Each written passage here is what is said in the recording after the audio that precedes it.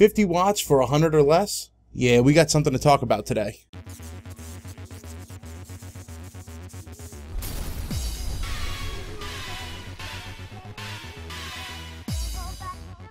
What's up, guys? This is Jason, also known as Dim, and as I said in the intro, we got a 50 watt box mod to talk about today. It is made by Pioneer4You, and it is called the IPV V2. I got it from elevate.com, and I paid for it with regular consumer pricing, so obviously my opinions are my own.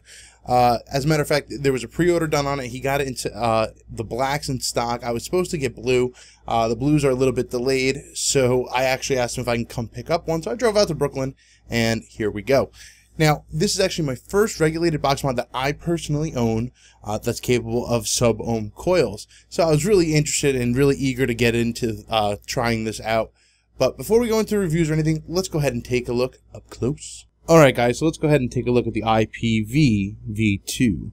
And it comes in a nice little plastic case with a side cradle for accessories. So let's go ahead and take a look and see what comes in here first. Keep in mind I have opened this, of course, so it's not a fresh unboxing, but you get an idea for what's in here. The first thing is that it gives you, this is the Ziploc bag that it came with actually, with 4 additional case screws, a micro USB charger, and a screwdriver, this time of the yellow flavor. Okay, enough about the accessories. Let's go in and talk turkey here. So, the IPV2 is a nice plastic shiny case, as you can see in my reflection here. And right away you're presented with the device. As I take out the whole box. And real quickly, your warranty card and your user's manual. And the user's manual is actually pretty decent, to be perfectly honest with you, but there's not much to the device. So, quick, aesthetically, here is the back of the device, and you see you have 2 small Phillips head screwdrivers. When you turn it on to the side, you have your power activator and your plus and minus buttons, along with your LCD screen. On the front, you have nothing. On the side, you have the Pioneer4You logo. Now, these dots that you see here, I hope that they show up after YouTube processes them. It looks as though there's plastic wrap on top of this. It is actually, let me see if I can get this to focus for you. It is actually stars deliberately put there. So it's really kind of strange that, unless you catch it at the right angle and light, it actually looks sort of like plastic wrap that needs to come off, but it does not. And on the top, you have your touch sensor and your 510 connection with inside here, if you notice, has a screw where you can go ahead and set your height adjustment, you know, based on, it's not a spring-formed pin, so if you have a shorter one, you unscrew it a little bit. If you have a longer one, you can go ahead and do it there. And let's go ahead and take a look inside the box. And typically I don't use these screws, but it's yellow, or the screwdriver, but it's yellow, and we will go ahead and use them. They are, okay, so one thing about this device, and we'll talk about the pros and cons here, is the screws are extremely small. Oh, before I turn this off, charging port is on the bottom as well as venting area here, and it does vent right around here where your battery is held. And these two are relatively long, small screws, as you can see here, and they do provide you 4 extras, and I'll talk about those in a little bit. Now, to get the top off, as you can see, it does seal quite nicely. Everything has a nice kind of fit and finish here to it. So you do have to kind of get your fingers in there and pop it off. Now on the back case, you have a nice piece of metal. And though it says it's black, it is very much a gray, like almost like a dark charcoal gray. And here's the inside. Now here's what impressed me the most, is how clean this is. Yeah, you see a little bit of spot weld here, like plastic. But you see you have the positive cable running in there, but you really can't get to it. This is sealed off with quality inspection, and all of your electronic components are covered. Down here you have your spring, which is a really firm spring, and that's it. That's really all there is to see inside of this device. Now, the one thing to note is this spring here is pretty tight, so when you go ahead and put in an 18650 battery, hang on, let me grab one for you. Okay, so I have a VTC4 that I'm going to go ahead and put in here. Now just note, when you put this in, it does require a little bit of forcing, Not really. It's minimal pressure, really. But I think that if you were to put a button top in here, you're going to be pushing it pretty tight for size. So let's go ahead and screw this back up, and I'll show you the LCD operations. All right, so now we're all screwed in and ready to go. What we're going to go ahead and do is turn it on by doing 5 clicks. You get the Pioneer4You logo. IPV2. Okay, so here's the basic screen. When it turns on, it'll show you your wattage, your voltage that will be pushed to the battery, and the resistance of your coil, as well as your battery indicator. Now that's all that shows up on this screen. This is not like the DNA30 that gives you all sorts of crazy features and options. This is a no-nonsense, straight-to-the-point device. Now, the one thing that I wish it did do from up close here is, if you notice, there's no atomizer on here, obviously, and it doesn't refresh and show you 0. It just says nothing. It won't fire. It won't do anything, but it also doesn't tell you that there's no atomizer on there. As long as there's no short, there's no failure point on it. Now I'll go ahead and attach a magma on here just to show you guys what it looks like.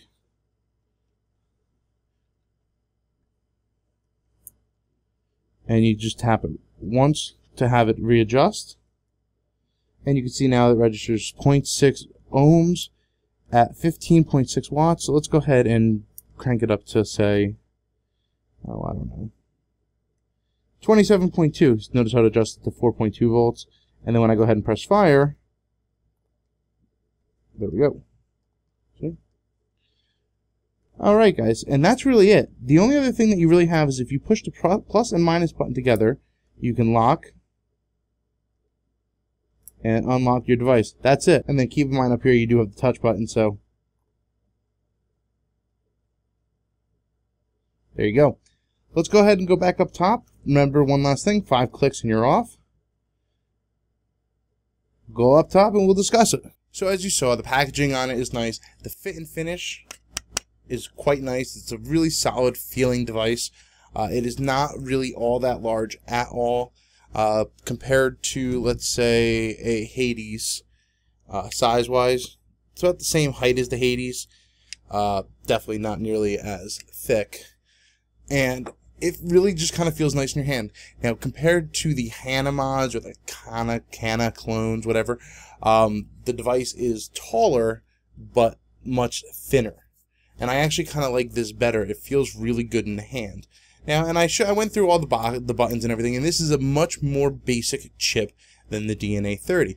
But to be honest with you, that's not necessarily a bad thing. All you really need to know is how to turn it up, how to turn it down, how to fire it, how to lock it, power off. That's it. Really simple device. Off the bat, let's go ahead and see how it vapes. I'm going to go ahead and throw on my Magma clone. Now, just to note, the Magma has the longest post of any of my atomizers, and with the set screw set all the way down, there is a little bit of a gap, as you can see here, and there's no way to adjust that. The set screw is all the way down, and that's, so you do have a little bit of a gapping issue, but anyhow, let me see what this is set to. I'm not going to vape 50 for you right off the bat. You're not ready for that. This is a 0.6 ohm coil, super clicky button, and if you press and hold, you get the long scrolling through the wattage. If you press it for a short amount of time or tap it, you get 1/10 increments of wattage, which is really kind of cool. So this is at 25.1 watts.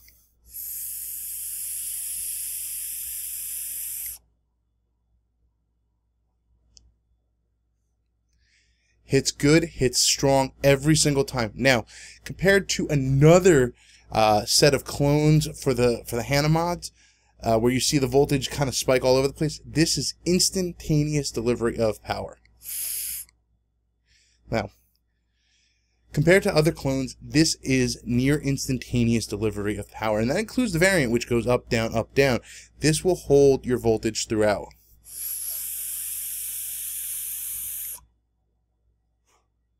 Nice short pull, nice, good, solid, clean vapor.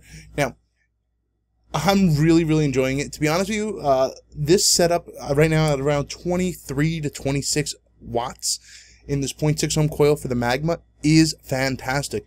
I said in my review, I actually kind of like vaping this at a higher resistance, but the lower resistance with the variable wattage, which is pushing about 4 volts to this every single time, is a perfect vape for this device. Alright, so now you guys I've been kind of taking vapes for a reason, to show you one of the big cons right up front. Now, I know you're not supposed to charge it does have the charge port, and you're not supposed to charge it while you're vaping it, so it's not supposed to be intended as pass-through or a charge while vaping. However, one thing that they did do that I'm not crazy about is they put the charge port on the bottom. So, even if you're not supposed to vape on it, if you put something like a K-Fun that could be a little sensitive to which way you hold it, or a Genesis atomizer, you will not be able to charge it with the atomizer on it because you have to lay it on its side or get really creative. I'm actually going to probably 3D print a dock for this because I want to be able to slide it in and hold it upright. I wish the charge port was somewhere along the side. That is one con for me. There's really only two, and I might as well get them both out of the way. The second con is there is the inclusion of a touch fire button up here. Now, it's a gimmick. It really is. There's really, in my opinion, no gain to this, and actually kind of some negatives to it. It does have stronger like with this, unlike the Hanamod clones or anything like this, as long as it's turned on, will fire. There's no, click once to lock, click once, and then you can go. With the touch switch, you do have to fire it once, and then within 10 seconds, the touch switch becomes active. So, as you can hear, I'm not able to fire it right now. However, if I were to hit it with the button, the touch switch is now active.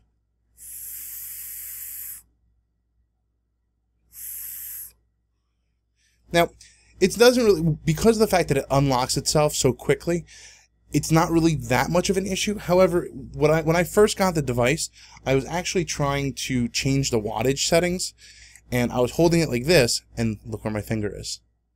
Yeah, I was activating the device, and especially if you're at 50 watts, you don't want to be accidentally firing this. It really, to me, it's not a comfortable way to hold the device. Like,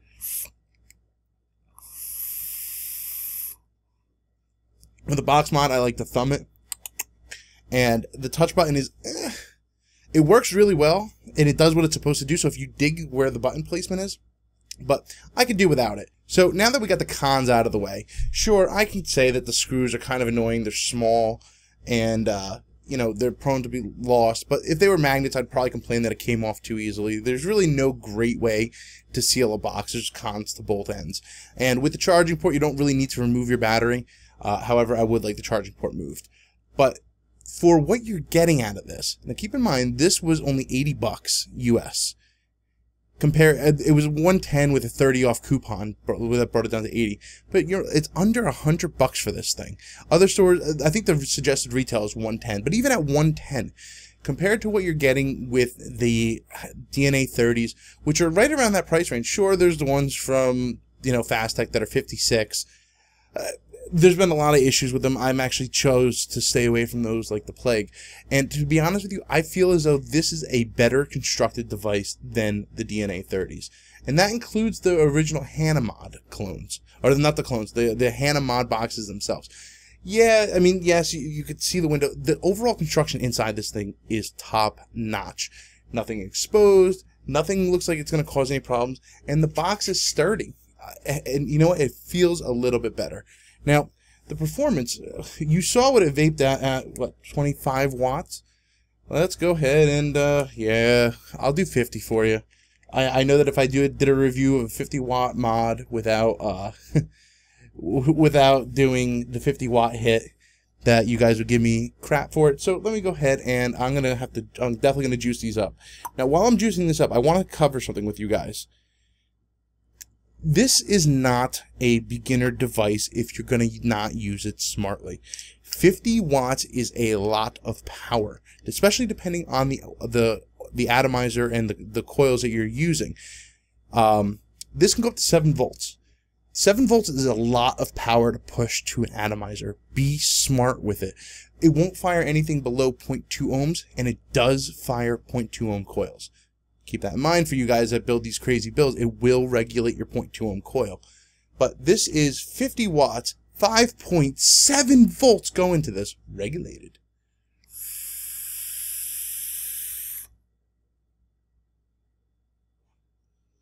It's hot. Hot, hot, hot, hot, hot, hot, hot. I don't know how you cloud chasers roll with your sub 0.1 builds.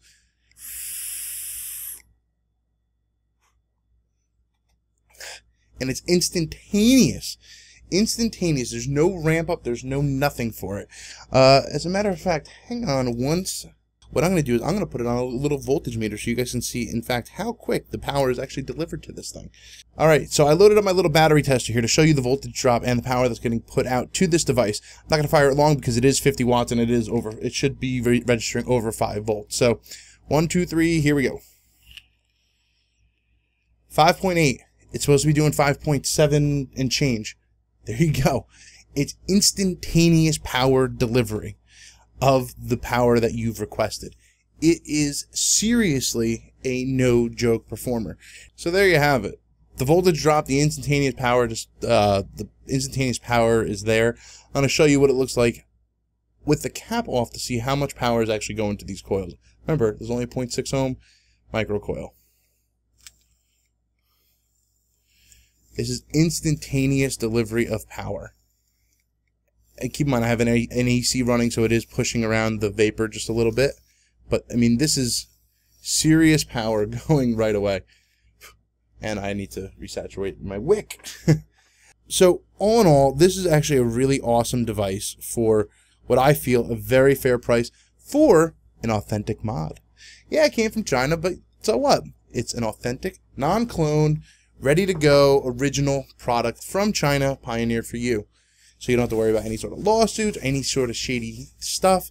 It uses the SX330 chip, which is, they call it the V2 because the V1 was just a 30-watt version of this chip. This one will obviously do the 50-watt power delivery with no problem whatsoever. Now, it's not the upgradable one. That's the SX350. Just so you guys know, there's not going to be any sort of USB updates to push this thing to 100 watts. But to be perfectly honest with you, unless you are I don't know why you would ever want to go higher than 50 watts.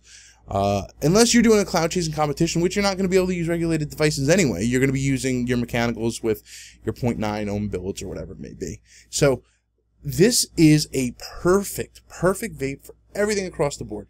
It'll go down as low as 3 volts up to 7 volts. 0.2 ohms up to, I believe, 3 ohm atomizer. So pretty much any atomizer you want to put on there, except your really low ones. It's a 15 amp draw on the battery, so make sure you put in a decent battery. Now remember, that's the other thing. Batteries are not included with this. However, throw in a VTC4, it's $7 or $8, so it does add to the cost of it. But you can't expect a battery box to come with a box mod to come with its own battery in 18650 form. It's put your own in. At least you know what you're putting into your own mod. Other than that, it's a really solid device. I've tried this on the K-Fun, the Zenith, and the Magma. All of them perform flawlessly. The Zenith and the K-Fun are pretty much completely flush. Like I said, the Magma does have a little bit of a lip. But other than that, I mean, small things. If I were to say maybe one more con, if I could, is I wish around where the seal was for the backplate, I wish there was maybe a gasket or an O-ring to prevent if anything happened with your atomizer should it leak. There really isn't a drip well or anything to catch your liquid. So I mean, in theory, it could seep through the hole. All right, guys. So let's wrap this up. This is definitely worth the price of admission, especially if you're looking for a regulated box mod, and there's tons of other box mods out there that are going for way more that have the DNA 30 chip. In my opinion, the SX330 is a far superior chip. It's instantaneous delivery all across the power band, immediate, and it performs really well. Oh, and one more thing that is absolutely awesome with this device. If you buy it from an authorized retailer like Elevape, 1 year full warranty. Something goes wrong with this device, you are covered by a warranty for a year. That's fantastic. I mean, if something's going to go wrong, it's going to go wrong within a few months. People with the Fastech DNA 30s were going wrong the first day. I mean, this is an incredible warranted product. I couldn't stand behind this anymore. I really honestly think that I'm going to be putting away a lot of my mechanicals for this mod. I'm just so excited about it. I love the constant power delivery. I was able to vape on it for quite a while. When I got it last night, I put in a freshly charged 18650, vaping on this exact same atomizer for, I would say, probably about 3 hours, pretty decently. Firing the same from when I started to when I finished it. Took it off. I actually used the regular charger for it, and it read 3.5 volts. So it fired all the way down to 3.5 volts with no problems at all, with about 3 hours of life. And remember, there is the charge port, but you have to kind of figure out how you want to charge it. But the battery life is spectacular. The build is great. There's a couple little quirks like the touch sensor. Who cares? As you see, it's not firing now. I'd rather it not be there, but it's there. It works. It does what it's supposed to do. The charge port could get moved off to the side, but the performance, this is a no-nonsense, go right to your face, no frills, no puff counter, right into the quality of the vape. Highly recommended. Check it out. If you can get it on sale, I got it on sale for $80. Even at $110, this thing is a steal. I would absolutely take this over the DNA 30 chips, hands down, especially with the guarantee and the warranty that they have, and the build, the fit, the finish, everything is fantastic. Let me take one more quick vape and we're going to get out of here.